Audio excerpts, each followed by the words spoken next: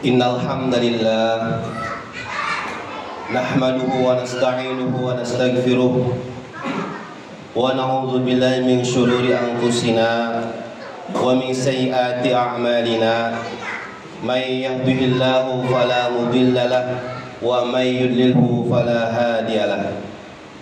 Ashhadu an la ilaha illallah wahdahu la syarika lahu wa ashhadu anna sayyidana Muhammadan abduhu wa rasuluhu la nabiyya ba'dah. Allahumma salli wa sallim ala sayyidina Muhammadin wa ala alihi wa ashabihi ajma'in, amma ba'd. Faya ibadallah, usikum wa nafsi bitaqwallahi faqad fazal muttaqun. Istami'u ma qala Allah ta'ala fil Qur'anil Karim. A'udzu billahi minasy syaithanir rajim. Bismillahirrahmanirrahim. Ya ayyuhalladzina amanu taqullaha haqqa tuqatih wa la tamutunna illa wa antum muslimun.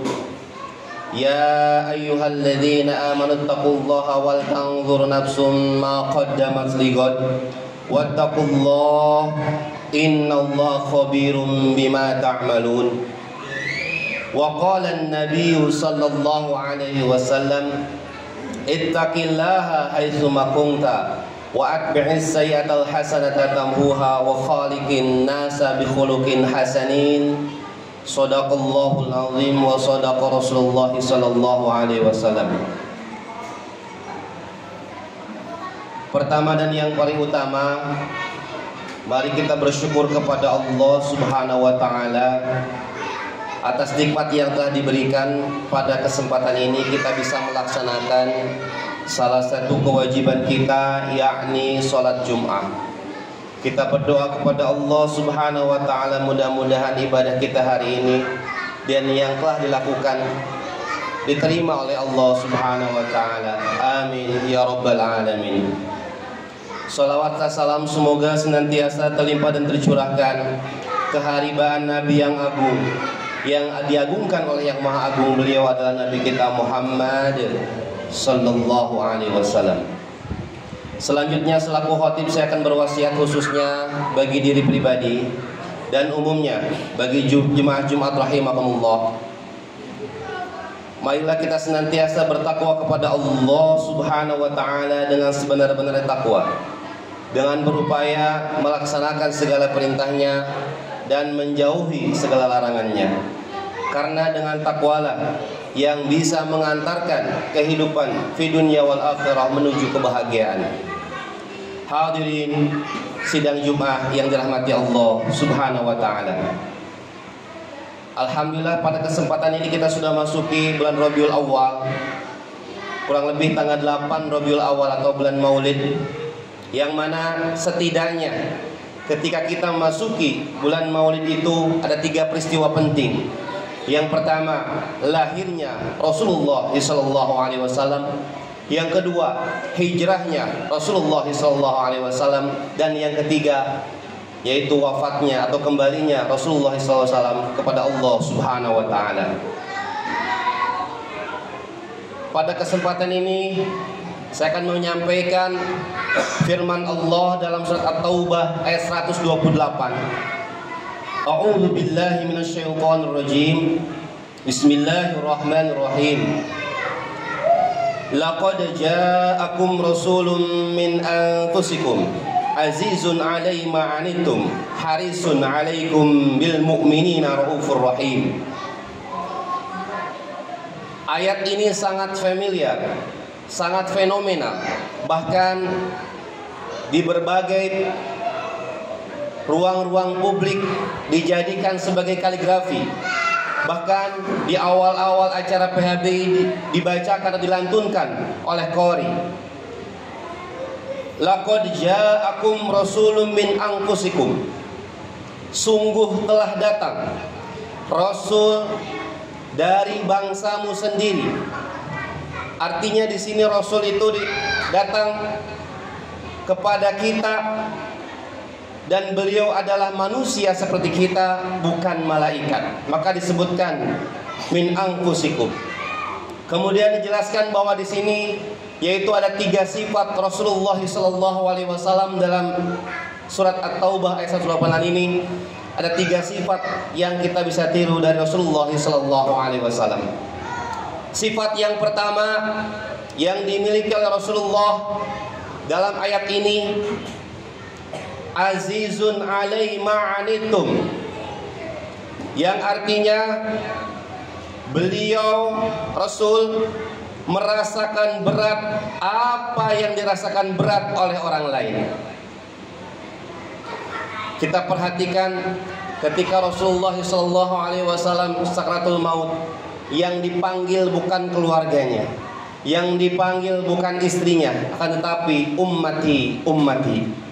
Kemudian ketika Isra Mi'raj, yang awalnya sholat 50 waktu, beliau meminta dispensasi menjadi 5 waktu. Itu karena merasakan ketika umatnya melaksanakan sholat 50 waktu betapa beratnya. Artinya ketika kita sedang bersedih, Rasul juga bersedih. Ketika kita senyum, Rasul juga senyum. Antara kita umatnya dengan Rasul itu bagaikan kita bercermin. Ketika senyum, Rasul senyum. Ketika ada orang yang menangis karena dizolimi orang lain, Rasul pun bersedih. Pun begitu, ketika ada kebahagiaan, Rasul juga berbahagia. Pada suatu ketika Rasulullah SAW maka dicabut nyawanya oleh malaikat Israel. Kebetulan di ruang atau di kamar beliau didampingi oleh malaikat Jibril, Aisyah istrinya, dan Fatimah sebagai anaknya.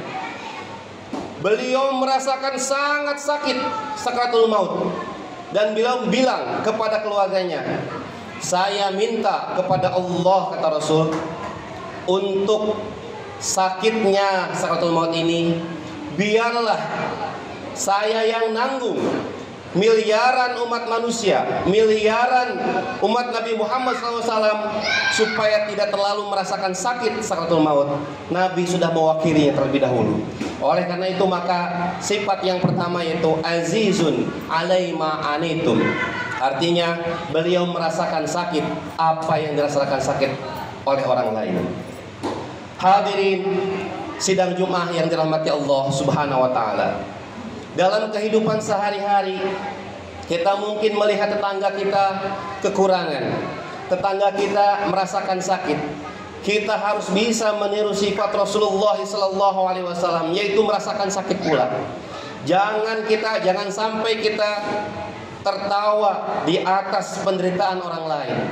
Ketika orang lain nangis karena satu lain hal, kita juga harus minimal ikut bersedih.